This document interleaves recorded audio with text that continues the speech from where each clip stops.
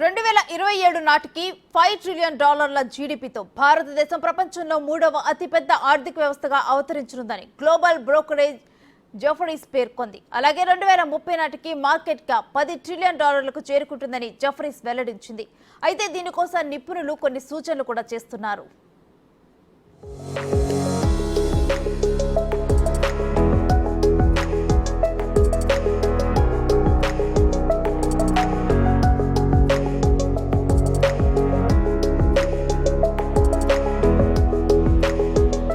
స్థిరమైన జీడీపీ వృద్ధి రేటు, సహాయక భౌగోళిక రాజకీయాలు, పెరుగుతోన్న మార్కెట్ క్యాప్, నిరంతర సంస్కరణలు, బలమైన కార్పొరేట్ సంస్కృతి కారణంగా 2027 నాటికి భారతదేశం మూడవ అతిపెద్ద ఆర్థిక వ్యవస్థగా అవతరించనుందని గ్లోబల్ బ్రోకరేజ్ జెఫరీస్ ఫిబ్రవరి 21న పేర్కొంది. దీంతో రాబోయే 4 సంవత్సరాల్లో భారత జీడీపీ $5 ట్రిలియన్ తాకే అవకాశం ఉందనే అంచనా ఉంది.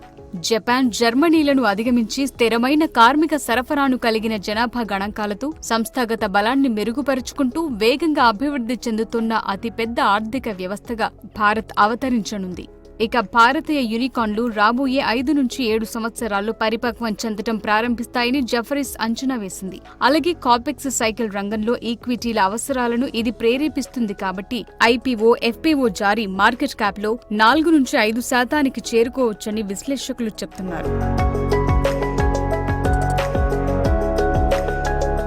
ప్రస్తుతం $100 బిలియన్ సంచిత నిధులతో భారతీయ యూనికార్న్స్ సుమారు $350 బిలియన్ల విలువను కలిగి ఉంది. Flipkart, Swiggy, Ola electric, PhonePe వంటివి సమీప మధ్యకాలానికి ఎక్స్చేంజీలలో లిస్టు చేయబడే అవకాశం ఉంది. అలాగే రిలయన్స్ ఇండస్ట్రీస్ కూడా రిలయన్స్ జియో, రిలయన్స్ రీటైల్లను జాబితా చేయడం ద్వారా వాటాదారులకు విలువను జోడిస్తుందని భావిస్తున్నారు. ఇక ఇటీవల హుండై ఇండియా $3 బిలియన్ సేకరించడానికి భారతదేశంలో లిఫ్ట్ చేయడానికి ఆసక్తిని చూపింది. ఇది $30 బిలియన్ విలువతో భారతదేశపు అతిపెద్ద ఐపీఓగా అవతరించనుంది.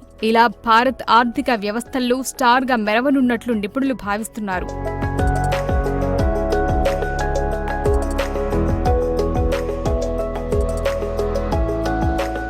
భారతదేశం గత 10-20 సంవత్సరాల్లో US$ పరంగా 10 నుండి 12% వృద్ధితో స్థిరమైన చరిత్రను సృష్టించింది. కాగా భారతదేశం ఇప్పుడు ప్రపంచంలో 5వ అతిపెద్ద ఈక్విటీ మార్కెట్గా ఉంది. ఇక 2030 నాటికి మార్కెట్ క్యాప్ $10 ట్రిలియన్ చేరుకుంటుందని జెఫరీస్ చెబుతోంది. దీనికోసం నిరంతర సంస్కరణలతో భారతదేశం అత్యంత వేగంగా అభివృద్ధి చెందుతున్న పెద్ద ఆర్థిక స్థితిని కొనసాగించాలని అన్నారు. దేశీయ ప్రవాహాల్లో బలమైన పోకడలు మార్కెట్ అస్థిరతను తగ్గించాయని, దశాబ్దపు తక్కువ విదేశీ యాజమాన్యం వాల్యుయేషన్ పరిపుష్టిని అందిస్తుందని తెలిపారు.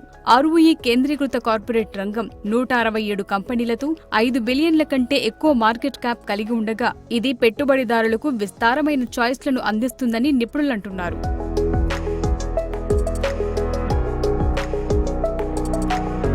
ఇక భారతదేశం మార్కెట్ క్యాప్ ప్రస్తుతం ప్రపంచవ్యాప్తంగా 5వ అతి పెద్దదిగా ఉంది. అయితే ప్రపంచ సూచీలలో భారతదేశం ఇప్పటికీ 1.6% అంటే 10వ ర్యాంకు వద్ద తక్కువగా ఉంది.